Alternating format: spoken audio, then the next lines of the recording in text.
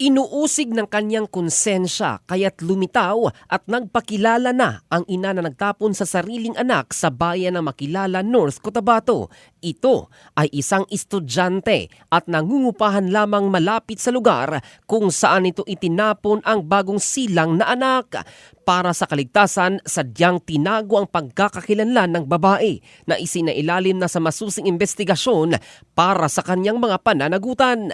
Matatanda ang Oktubre 26, Sabado ng umaga, nadiskubre ng mga estudyante ng Makilala Institute of Science and Technology sa poblasyon Makilala ang kaawa-awang sitwasyon ng bata na iniwan sa damuhan at nanlilimahid sa putik, namumula ang buong katawan dahil sa mga kagat ng langgam.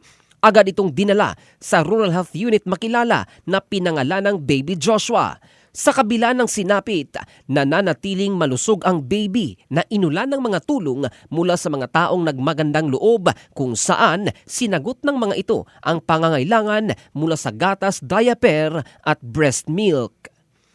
In the heart of changing lives, ito si Jofel Candado ng Brigada News Philippines, the Music and News Authority.